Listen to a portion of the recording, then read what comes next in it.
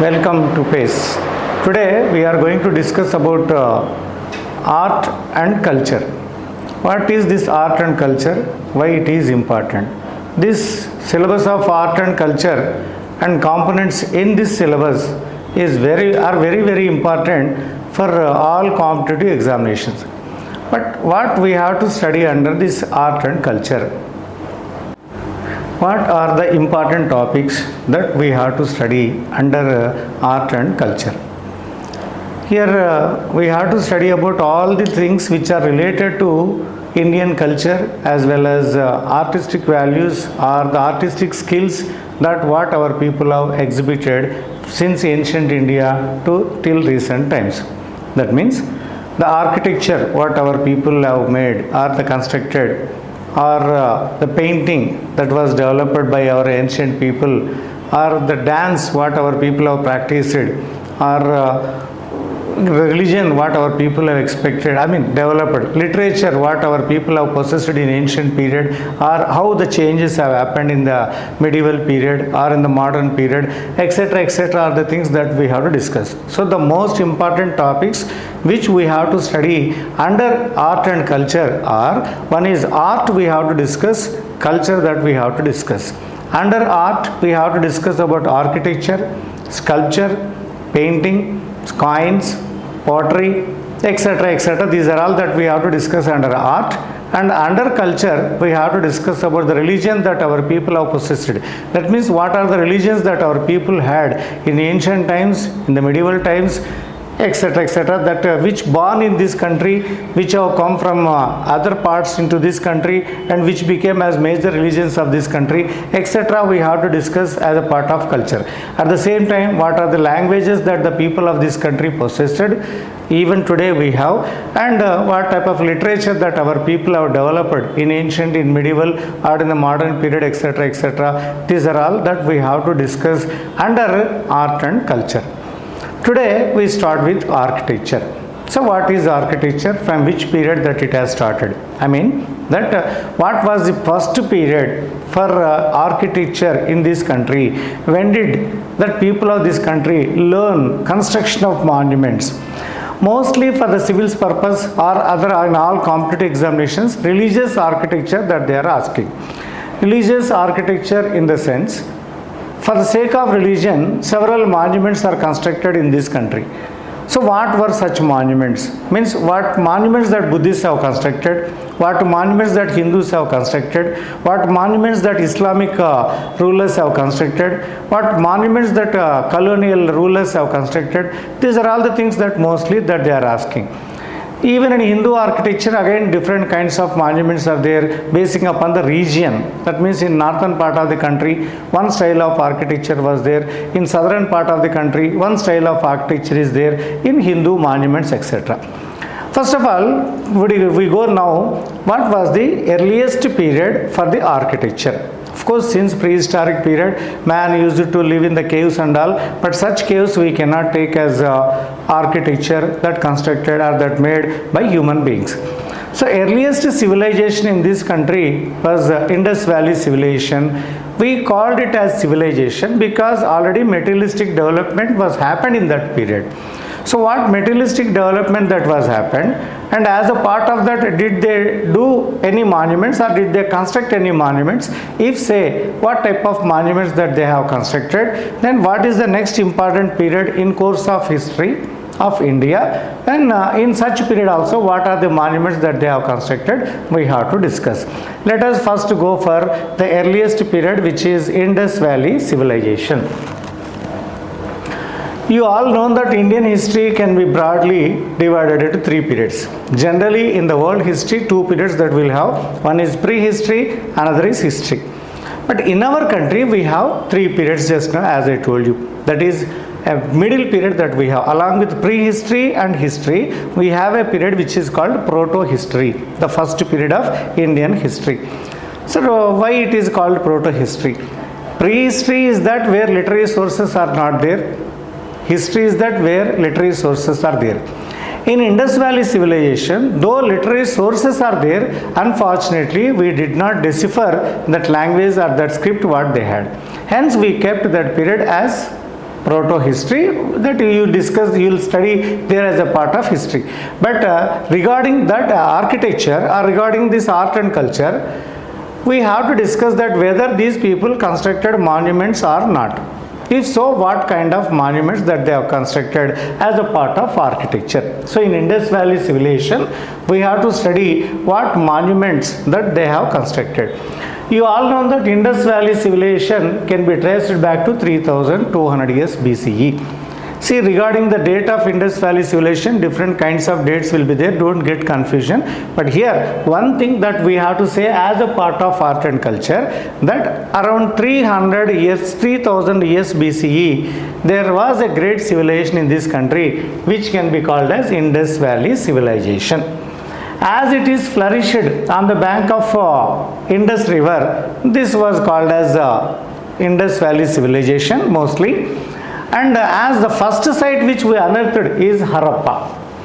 As this culture was unearthed, or the places which we found regarding to this Indus Valley civilization starts with Harappa. As it was the first site which we unearthed, this civilization is also called as Harappan civilization, because the similarities what we saw or the features what we saw there in Harappan civilization, we have found in many of other places also with little differences. So mostly the features what we found in Harappan culture or in Harappan civilization or in the place Harappa were found in other places also. Hence it is called as Harappan culture or Harappan civilization. As we are talking now about the architecture, what are the monuments that these people have constructed? Already here one point, this civilization came into light in 1922. Before to that we do not know about Harappan civilization. As excavations were happened, archaeologists have unearthed, when they made excavations, there we found many things. What are the things that we found, sir? Many things that we found in these sites, artifacts that we found, such as seals, some seals that they found, and even ties also we found, some sculptures also we found, jewelry also that we found in many of these sites. Along with these things, just as I told you, like seals, statues, sculptures, etc., many monuments also were unearthed. They were also excavated. So we are now going to talk about such monuments which they constructed. Sir, what are the various kinds of these monuments that these people have built? First of all, as a part of history, we believe that number of communities of the people that they lived here in the villages, in the towns, or in the seaports. I mentioned three places: villages. So we have seen this civilization or this culture from Indus River to Gangetic in the east to west, north to south. Of course, in the south we came up to Maharashtra region. So just now I told you that archaeologists, after making excavations, they believed that number of communities lived here in such places like villages, towns, seaports. How we can say that these are villages, how these are towns, and these are seaports, etc., etc. Because when we excavated different kinds of monuments that we found here. So as in the beginning of this civilization, small kind of houses that they constructed, by seeing that we can see this is a culture which is similar to that of a village. And some planned houses also that we have seen, by seeing that we can say that these people lived in the towns also. And one seaport also we found there in Lothal. By seeing that we can say, of course it is constructed on a river, but a port also that we found. So by seeing that we can say these people lived in the port, seaports also here. Let us go for other slide. So this is that. Even these monuments what we have, different kinds of monuments that our people have constructed, or these people, Indus people have constructed. So we'll see what type of monuments that they have constructed. For example, if we take this here, you can see that a citadel that they found, great bath was found, granaries were found, residential houses were found, assembly hall, etc., were also found. Along with that, in Lothal Gulf, Kambe, we saw even a sea fort also. So if sea fort was found, I mean to say simply, 3-4 kinds of monuments that these people have constructed. One is residential houses that they constructed, public houses that they constructed or public monuments that they constructed, seaport or port cities or ports also that they have constructed. To understand them easily, I will show you photographs also. So in the here already I mentioned that a great bath was also found. I'll tell you what is great bath. And at the same time, a citadel was also found. Granaries were also found, or residential houses, assembly hall, etc., etc. were found. I'll show you here. So these are the residential houses. Many houses that these people have constructed, and if you observe very clearly, planned roads were also there here. In a grid system that houses are constructed in Indus Valley civilization. Even today in many of the towns in India, we cannot find this grid system. Hence, we can say that these people have lived in the cities. This is an urban culture. Probably in one or two sites, we have seen some houses individually as in the villages, but most of the sites of Indus Valley civilization had this type of constructions, which we say that it is of urban civilization. So residential houses that they constructed. Some public monuments also that these people have constructed. Just now I said public monument. This is Great Bath. I mentioned here. This is a Great Bath. So what is this Great Bath? So maybe in those days they might have used this for the purpose of bathing. Every house in this side, in these sites, have their own bathrooms also. Then why it is constructed? Maybe in those days to have religious baths in some religious occasions, they might have constructed here. So this is a public monument which is a Great Bath. And there was a political system also there in Indus Valley civilization. They collected the taxes. Mostly the taxes they might have collected in the form of kind or in the form of the food grains what they have produced. To store such food grains, they constructed some granaries also. So granary is a place where food grains are being stored. So this is this part. So this is Great Bath. Archaeologists have identified that this might be Great Bath, where food grains what they have collected might have preserved there here. So residential houses are there. A Great Bath is also there. Beside this Great Bath and public houses, a granary is also there where food grains might have they stored. And this is a place which we found in Lothal, which is believed to be a place where the ships are stopped. It is probably the first shipyard there in the world, because an ancient place in Lothal, our people have found that a dockyard type of construction was found, which is believed to be a place where the ships of Indus Valley civilization were stopped. That means this architecture or this show for us that people of Indus Valley civilization, they know voyage. They can travel on the water also. To where that they have traveled with the places like Mesopotamia and all, they traveled, and the productions what they had they exported there, or things what they wanted from there they got it. And this structure say that these people they, after the Indus Valley civilization, history starts. I mean, we called this Indus Valley period as proto-historic period. In the history or historic periods of India, the first and most important period was Mauryan period. As we are discussing about the architecture, let us go for architecture of the Mauryan period. What kind of monuments that they have constructed? What is the importance for the Mauryan architecture? That we have to discuss. See, in the Mauryan period, different kinds of decorative forms also that we saw there in the monuments what they have constructed. As it was the first period, in the remainings what we have in the history of India regarding the architecture, these people have used different kinds of shapes as well as decorative forms in architecture. And here there is little influence of the Greeks, Persian, Egyptian figures also, or Egyptian cultures also we have seen, because just before to Ashoka, during the period of Chandragupta Maurya, or just before to him, Persians have invaded on India. Greeks also have invaded on India. Of course, they were stopped to northeast part of the country, northwest part of the country only. There, their influence has entered into India. So some of the historians opined that some of these shapes or the designs or the decorative forms what we see in Mauryan period have influence of such Greeks or Egyptians or Persians, etc., etc. Let us keep that designs or influences aside. But what are the monuments that these people have constructed, and how did we come to know about the monuments what these people have constructed?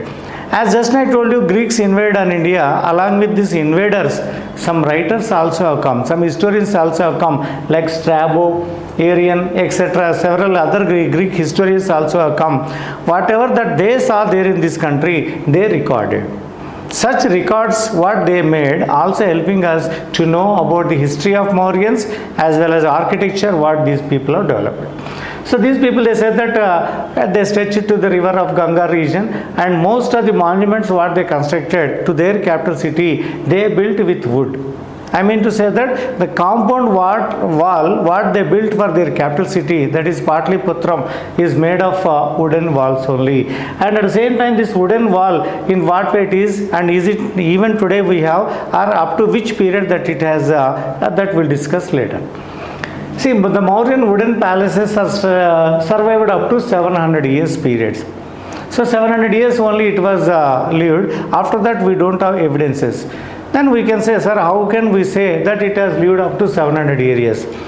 This period is almost all of 2nd century, 3rd century BCE. Even if we take it as 2nd century BCE, in 5th century CE, a person, a Chinese traveler called Fahian visited India. He mentioned about such monuments. Later we did not see any record which mentioned about such palaces or such forts which are constructed during the period of Mauryas.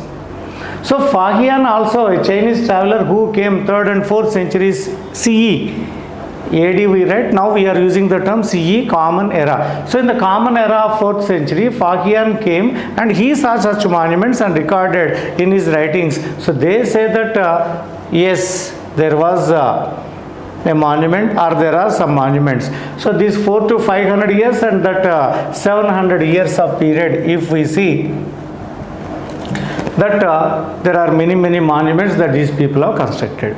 What kind of most of the monuments as they constructed with wood, they are all lost their importance. They were fired or they lost. So under the fire they were destroyed. But still there are some monuments. Even today we can see what are such monuments.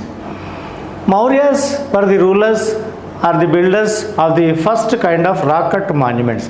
They constructed many rock-cut caves also, and some pillars etc. were erected by Ashoka. Such pillars which were installed in the period of Ashoka and caves which are installed or constructed in the period of Ashoka as well as his grandson Dasharatha are still can be seen. So during the period of Ashoka, Ajivakas, this is a religion, a religious sect that has seen there in 6th century BCE. In 6th century BCE, many religious movements were took place in this country. One of such important religious sect or division was Ajivaka. These Ajivakas requested Ashoka, it seems, to construct some monument for sake of them. For them, he constructed Bara Bara hill, it seems. In the Bara Bara, he constructed some caves. This is a rock-cut monument. This is a monument. This is the entrance of Bara Bara hill, and inside that it is similar to that. So there are several caves which are excavated during the time of Ashoka as well as his grandson Dasharatha. One of such monuments that we have, and this is Bara Bara cave. So this is Bara Bara cave where he constructed. This is the entrance. Even in the design entrance also a design that you can see. There some elephants and all are there in the arches here. And inside this is a place where the monks, they used to preach to the people who met them. And inside that a small hall was there where they used to take the rest. Rest it seems. So that is resting place or the place to take the rest. And this is the place where they preach. So several caves also that our people have constructed, and Mauryans even these are all monolithic with a single rock that they constructed, and such type of architecture is called as rock cut architecture. In architecture, there are of two kinds. One is structural architecture, another is rock cut architecture. So this is rock cut architecture, which means a single rock is modified into a structure. So a big hall which we can see here, which is constructed with single rock, entrance that we are seeing here, and this is the hall, inside the hall. And similarly, even some pillars also that were issued during the time of Ashoka, which almost all have 15 meters height. So about 40 feet or more than 40 feet of height that we have, and this is a pillar what Ashoka released. Ashoka released several pillars, it is one among them. How these pillars will be? And these are description as given here. It has two parts.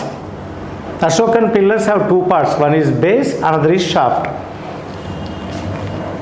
This is the base and this is shaft. So in the base and shaft, two parts that we have, and the shaft is the top part. On the top part, which we say as the shaft, there different figures are also Ashoka has chiseled, like lions, horses, bulls, elephants, etc., etc., were chiseled on the top of the pillars what Ashoka has released. Suppose here you can see here a lion figure that was there here, and even 3 lines figures or 4 lines figures or a bull figure, etc., also that we have seen in different types of pillars what Ashoka has released. Then along with that, some structural monuments also that Mauryas have constructed. In the structural monuments, it is believed that Ashoka constructed thousands of stupas there in different parts of the country, it seems. Thousands. This number might be little exaggeration, but it is clear that Ashoka constructed several stupas in different parts of the country. Or even for the existing stupas, some arches, etc., were also constructed him, and for these arches we can see the sculptures of this period. So in these sculptures we can see Yaksha, Yakshini figures, etc. The Yaksha figure, Yakshini figure, etc. can be seen on these arches also here. So here some human figures that you are able to see, some animal figures as well as human figures, etc. we can see in some of the monuments which we saw there in Madura, Patna, or in Mirzapur, or Chunar in Mirzapur, etc., etc. also that we can see. So this is about Mauryan architecture. Okay. In the beginning I told you, when you talk about the architecture of India, we have to see mostly for religious monuments, I said. Of course, they constructed public monuments or the civilian monuments, etc. But mostly questions are being asked from religious monuments. If so, in the ancient period, the most important religions of this country are of 3, 4, like Buddhism, Jainism, Hinduism, etc., etc. As rulers of this country also followed such religions such as Buddhism, Jainism or Hinduism, they constructed monuments for that. Let us see now Buddhist monuments. I told you one more thing also, that basing upon the region, basing upon other things, different kinds of monuments are also there. In Buddhism, there are generally 3 kinds of monuments we can see. One is called Chaitya, another is Stupa, then Vihara. This is a stupa. Stupa is a monument which constructed for Buddhist monks or for Buddhists for the purpose of prayer. For the purpose of prayer. Of course, there are of different kinds of stupas also, Sariraka, Paribhoka, Uddeshika, etc. Different kinds of stupas are there. So, 1 minute.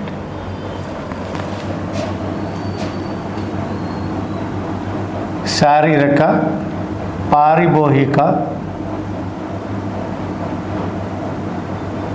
Uddeshika, etc. That means on the remains or skeletal remains of Buddha, if the stupa is constructed, it is called Sariraka. If it is on the utensils what were used by Buddha or is the followers, it is called Paribhohika. If it is only for the purpose of prayer that they are constructed, it is called Uddeshika stupa. So here there is a stupa, what we are seeing here, and this stupa is a Sariraka stupa, it seems. That means it is believed that the skeletal remains of Buddha kept here in this. When Buddha was cremated, after his cremation, his skeletal remains were took into 7 parts, it seems. In 7 places stupas were constructed, it seems. Later Ashoka removed all these and he spent them in small parts into different parts of the country, wherein thousands of stupas that he constructed. Just now I told you that this number of thousands might be an imaginary or exaggerated figure, but it is true that on some of the places, or in some of the places on the remains of Buddha, stupas are constructed, which just now I told you as Sariraka stupa. Some are paribhavika, some are for the purpose of only prayer, which are called as Uddeshika stupas. So in the period of Mauryas, if we take that they are constructed, they were continued up to Gupta's period also. Even after Gupta period also, some of them are continued in some other places also here. So if it is stupa, if we have to understand what are the various parts of stupa, this part, up to this part, it is called as Vedika, and this part is called as Anda, and this part is Harmika, and these are Chatras. So different parts that we can see, and Mauryas also have constructed, even Guptas also have constructed. Later in some of the rulers, they beautified by making additions. For example, here a railing that we are seeing, this part we can say as a railing with an arch. So here a railing is there, an arch is also there. Such things later added even by Guptas, Satavahanas, etc. in different ways. You all might. So I told you that this is of stupa. Activity of construction of stupa in fact started even before to Ashoka, but it is in Mauryan period this activity was increased. Later, after the period of Mauryas, also this activity was continued, wherein Sungas also continued this, Satavahanas also continued this, Guptas also have continued this, etc.